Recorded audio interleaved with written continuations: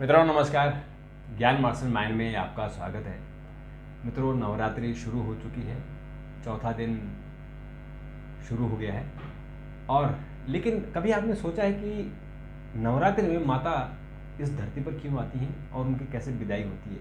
क्या ये जो गणित है, ये जो हमारी मान्यता है, जो हम सुनते हैं, सोचते हैं, हमने किताबों में पढ़ा है, हमारे बुजुर्ग हमें सुनाते हैं, उसके पीछे क्या कहानी है? आज हम उसके बारे में बात करेंगे।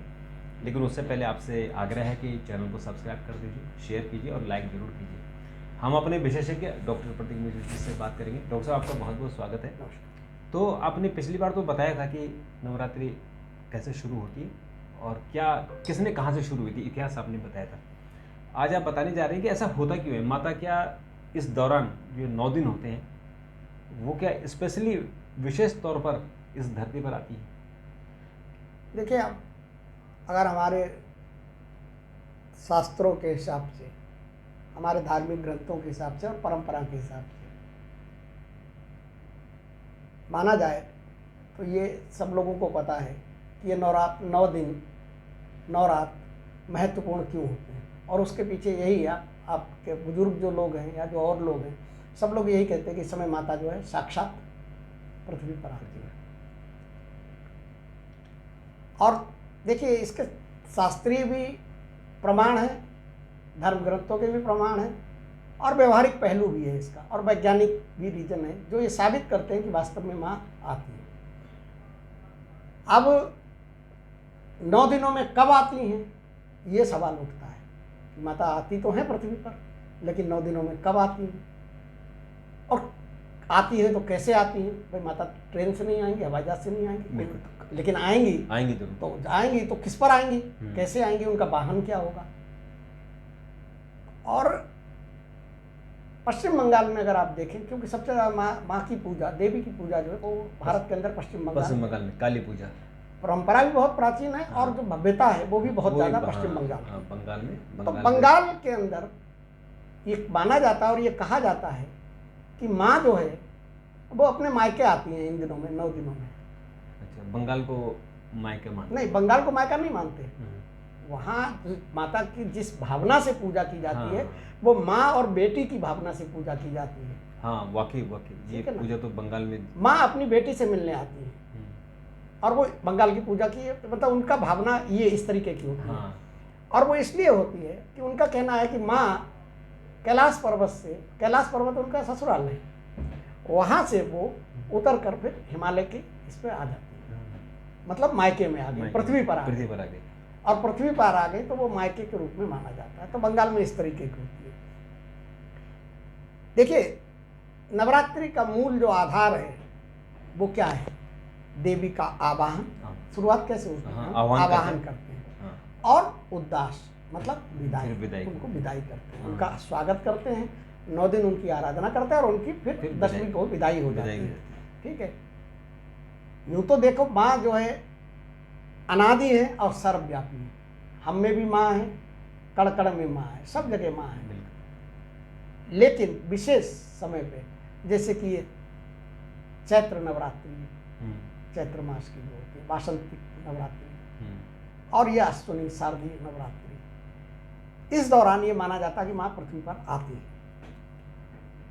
और इस धारणा के पीछे ये हम नहीं कह रहे हैं, हमारे देवी भागवत पुराण में लिखा हुआ है कि अश्विन मासे शुक्ल पक्षे नवमी पर्यंत महोत्सवा तदा भूतले देवी तिष्ठते सुरेश्वरी। मतलब अश्विन मास के शुक्ल पक्ष की प्रतिपदा से, मतलब जिस दिन आप आवाहन करते हैं, 9वीं से 9वीं तक, ठीक है, देवी पृथ्वी पर विचरण करती है।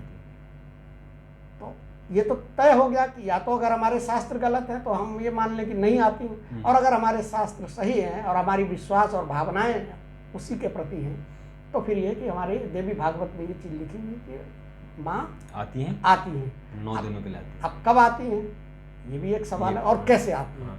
ये तो उन्होंने लिखा कि अश्विन महीने में। हाँ, अब देखिए, इसमें अलग अलग जगह पे, अलग अलग रीजन में अलग अलग चीज़ें कहेंगी। जैसे लोक कथाओं में ये कहा गया है कि माँ कैलाश पर्वत पे रहती है।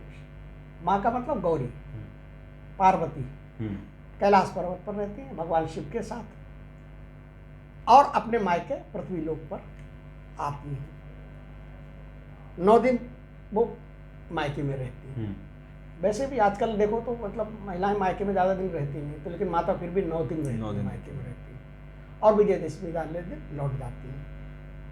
इसी वजह से बंगाल की ये मान्यता ये मानी जाती है कि माँ दुर्गा मायके आई हैं। वहाँ अगर आप बात करेंगे नवरात्रि में तो वो कहेंगे कि माँ जो है अपने मायके आ गई हैं और उनकी पूजा करिए। अब सवाल ये उठता है कि माँ जो है किस वाहन पर आती है। अब अगला सवाल आप ये भी पूछ सकते हैं कि इस समय नवरात्रि चल रहे, माँ आ गई कि नहीं आई अभी, या कब आएंगी। तो वो भी आपको बताएंगे कि आ गई हैं, आ गई हैं तो कब आई हैं, और अगर नहीं आई तो कब आएंगी। और ये सवाल मैं बहुत पूछूंगा कि आज 3 दिन हो गए हैं आज माता काते चंद्रघंटा की पूजा आज, लेकिन अभी मैंने देखा, जो मैं पंडालों को देख रहा था कि माता की मूर्ति स्थापित हो चुकी है, घट पूजा कलश की स्थापना हो चुकी है, लेकिन माता का मुंह अभी ढका हुआ है और ये खुलेगा शायद अष्टमी को या अष्टमी से पहले सप्तमी को ऐसा है। देखिए भारत के अंदर जो है बहुत रीति रिवाज है, बहुत परंपराएं हैं। अपने अगर उत्तर भारत में आप देखें तो माँ की नवरात्रि शुरू हो गई और पूजा और सारी चीजें हो रही। लेकिन अगर आप बंगाल में चले जाएं तो वहाँ सप्तमी, अष्टमी और नवमी की पूजा का महत्व 3 दिन या 4 दिन, हाँ, और 10वीं।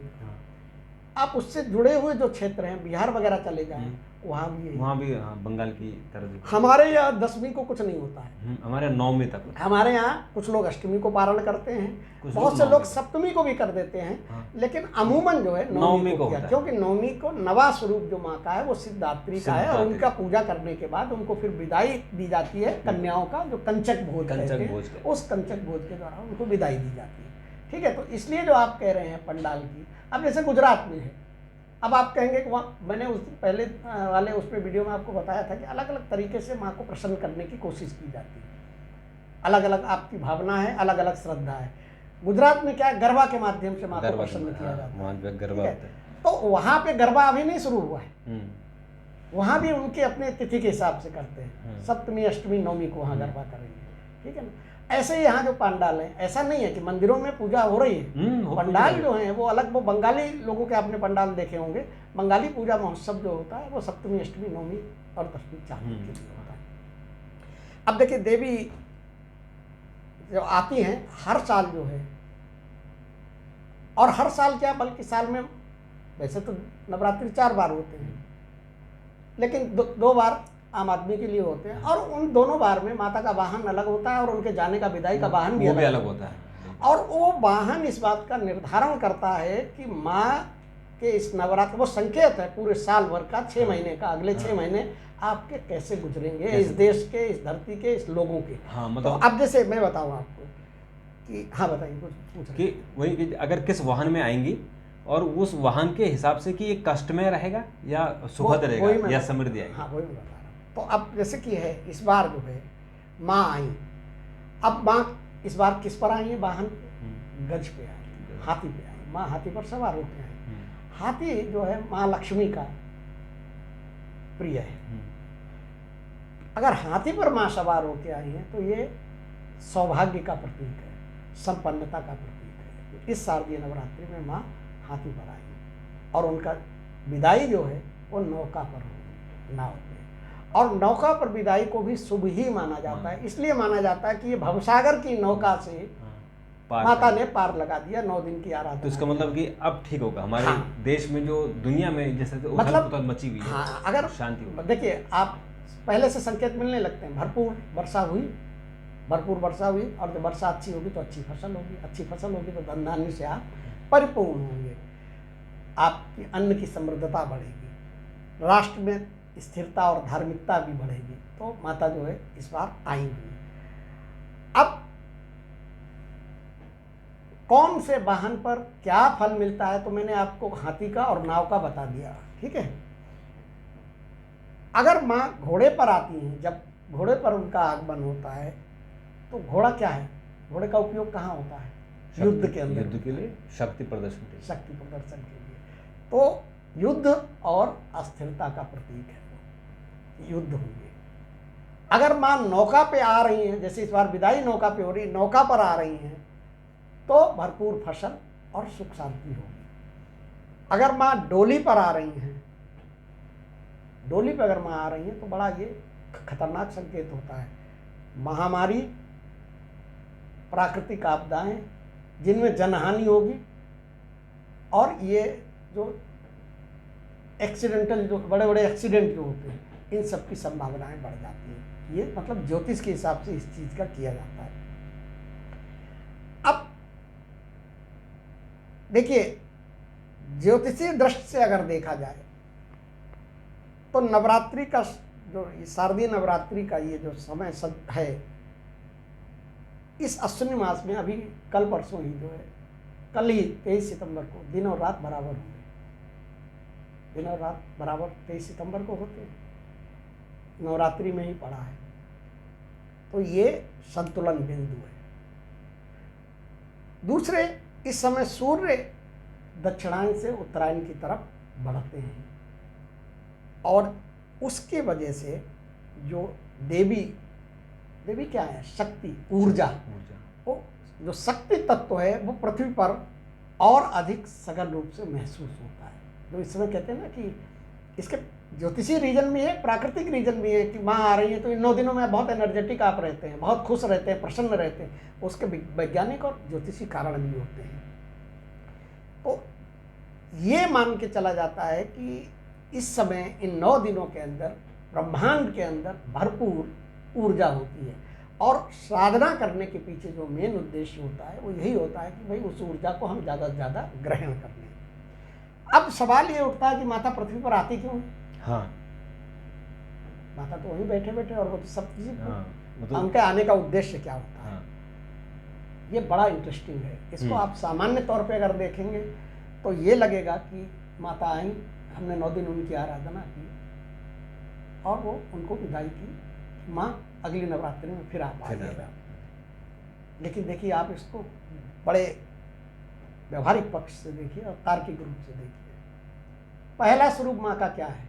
शैलपुत्री। शैलपुत्री, हिमालय माँ की पुत्री, पुत्री के रूप में हाँ आई। वो हिमालय की पुत्री, ठीक है, राजा हिमालय की पुत्री। माँ, इसमें 9 स्वरूप का मतलब देखिए आप, माँ आई पुत्री के रूप में।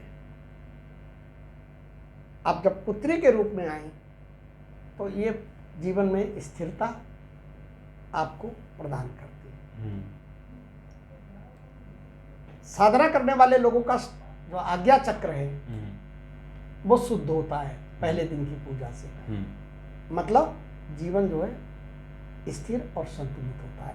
ये पहला स्वरूप होता है। दूसरा स्वरूप है माँ का ब्रह्मचारी। जब पुत्री के रूप में आई तो फिर पुत्री फिर बड़ी होगी। तो जैसे ही बड़ी हुई तो माँ का दूसरा स्वरूप क्या है? ब्रह्मचारिणी। ब्रह्मचारिणी किस चीज की है? तपस्या, साधना की, उन्होंने और आत्म संयम का प्रतीक है। ठीक है, ब्रह्मचारिणी देवी को वेद ज्ञान और तप की देवी माना जाता है। अब इसका व्यवहारिक पहलू देखिए आप, माँ ब्रह्मचारिणी के जब आप दूसरे स्वरूप की पूजा करते हैं जी, तो धैर्य, एकाग्रता और संकल्प शक्ति का जागरण होता है आपके अंदर। अब माँ का जो है तीसरा रूप है चंद्रघंटा। अब माँ पूजा करते करते थोड़ी और बड़ी हुई, मतलब बड़ा स्वरूप, हाँ, पुत्री से मतलब मैच्योर हुई, हाँ, थोड़ा सा और मैच्योर हुई। तो मैच्योर हुई तो उन्होंने देखा कि इस पृथ्वी पर बड़ा नकारात्मकता फैली हुई है, लोगों में बड़ा भय है। तो उन्होंने क्या किया? उनका जो ये तीसरा रूप जो है चंद्रघंटा का, तो घंटे की नाद जो है, उस नाद से इस नकारात्मकता को उन्होंने दूर किया। मतलब जब आप इस स्वरूप की पूजा कर रहे हैं तीसरे स्वरूप की, तो माँ जो है आपके भीतर का जो भय है, जो आपके भीतर की इनसिक्योरिटी फीलिंग है, उसको दूर करने का काम करती है। चौथी स्वरूप जो है माँ का कूष्मांडा का है। अब माँ और बड़ी हो गई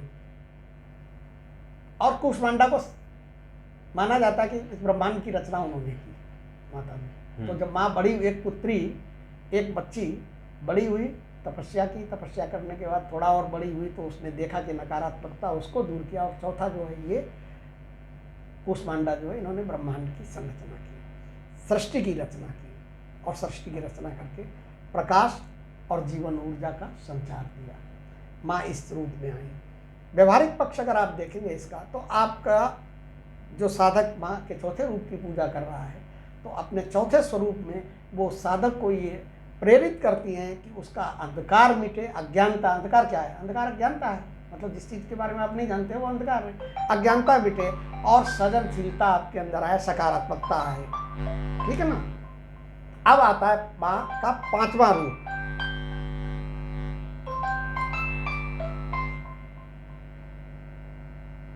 माँ का पांचवा रूप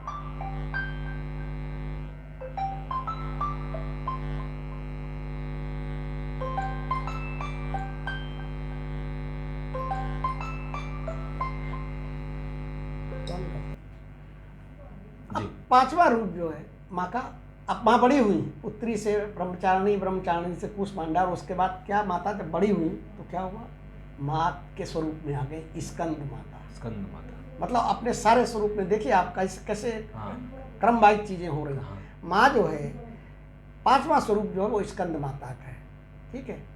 ये जो है जब माँ का उनका स्वरूप आ गया, वो माँ बन गई, तो मातृत्व तो करुणा और सुरक्षा। एक माँ का काम क्या है? बच्चे को दुलार देना, प्यार देना, और उसके प्रति करुणा रखना, और उसको सिक्योर रखना, सुरक्षा रखना। अब स्कंद माता का मतलब माता कार्तिकेय की माता है, ठीक। अब ये स्वरूप जब आप पूजा करेंगे तो आपको पारिवारिक सुख, मात शक्ति और जिम्मेदारी का स्मरण कराएगा। अब आता है छठा, कात्यायनी का रूप आता है माता का। अब माने अपने क्रम से काम कर रही हैं, यहाँ माँ ने करुणा और मातृत्व दिया, माँ के रूप में हुई, और छठा रूप जो है वो कात्यायनी के रूप में आया। और कात्यायनी का रूप क्या है? उनका रौद्र रूप है, विशाल उग्र रूप है। असुरों का विनाश किया, धर्म की रक्षा की। महिषासुर का वर्धन, महिषासुर का वध जो है महिषासुर कात्यायनी माता ने किया।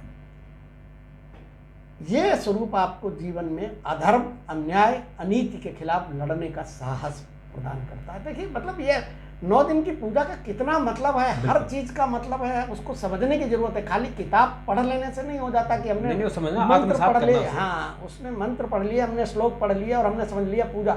आप उसके अर्थ को समझिए, उसको और आत्मसात कीजिए। सातवां रूप माता का क्या है? कालरात्रि। पृथ्वी पर सातवां स्वरूप की पूजा हो रही, वो कालरात्रि की हो गई। अब माने जब नाश किया, राक्षसों का नाश करने लगी, तो उन्होंने देखा कि राक्षस के बाद तो उसके बाद भी यहाँ बहुत सी निगेटिव एंटिटीज हैं, नकारात्मक शक्तियाँ हैं, भूत हैं, प्रेत हैं, पिशाच हैं। तो माँ कालरात्रि का नाम लेते ही सब दूर भाग जाते हैं, आपने देखा होगा, फोटो में ही देखी। तो ये देवी का सबसे उग्र रूप माना जाता है। इस स्वरूप की पूजा करने से जो साधक के अंदर जो अदृश्य भय की भावना होती है, जो आलस्य होता है और जो नकारात्मक सोच होती है, उस सोच को माँ दूर करती है। सातवें रूप में आठवां रूप माँ का महागौरी रूप है। महागौरी पवित्रता, सौंदर्य और शांति का रूप है, क्योंकि सब काम कर दिया उन्होंने। पुत्री के रूप में आई, एक बच्ची के रूप में आई, बड़ी हुई, स्कंद माता बनी, और उसके बाद उन्होंने जो कात्यायनी बनी, और कात्यायनी के बाद उन्होंने निगेटिविटी को, भूत प्रेत को खत्म किया, राक्षसों को खत्म किया। अब कुछ रहा नहीं, अब तो उनको अब रह गया कि अब सब ठीक है हमारे हिसाब से। तो अब उन्हें लगा कि जो साधक है, तो इतने दिनों से इतनी निगेटिविटी में घूम रहा था, इतनी उसमें रह रहा था, असुरक्षा में रह रहा था, भय में रह रहा था, अब उसके मन को, उसकी आत्मा को शुद्ध करना है।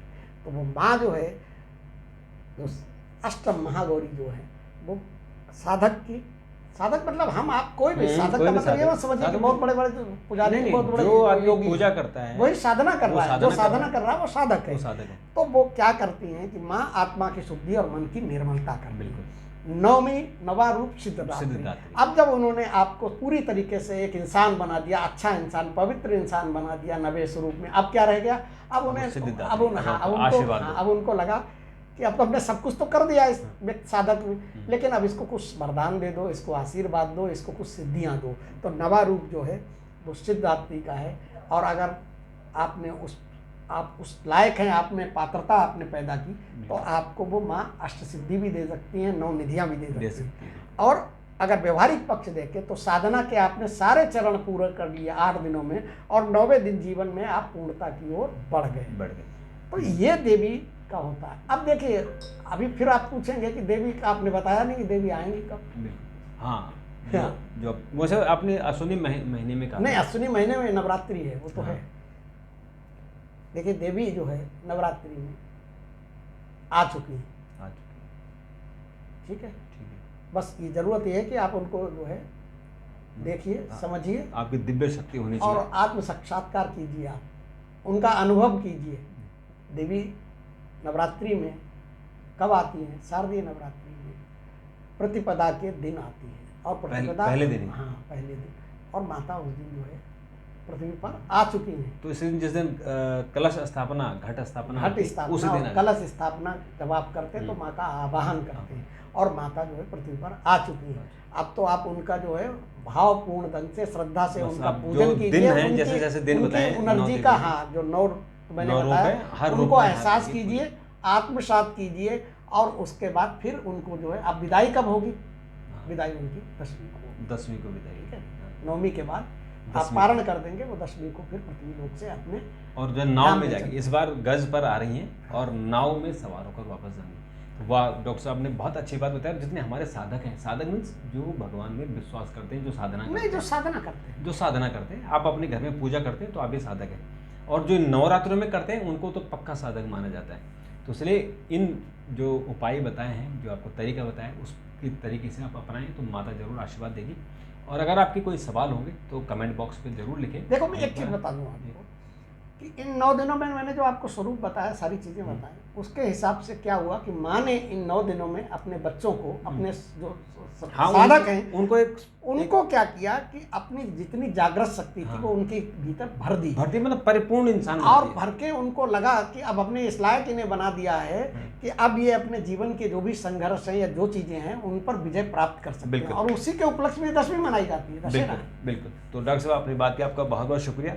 मित्रों, आपका भी बहुत बहुत शुक्रिया। लेकिन कमेंट करना ना भूलें, और माता जरूर आपको आशीर्वाद देगी, और मन में माता के प्रति जितना अगाध आपका प्रेम हो, आपकी श्रद्धा हो, उस हिसाब से पूजा कीजिए। आपकी इन 9 दिनों में ही आपके मन में जो चेंज जाएंगे, आपकी जो आपकी प्रवृत्ति है, जो आपका स्वभाव, उसमें ही आप बहुत परिवर्तन देखेंगे। तो कल एक वीडियो के साथ फिर आपसे मुलाकात होगी। तब तक के लिए जय माता दी।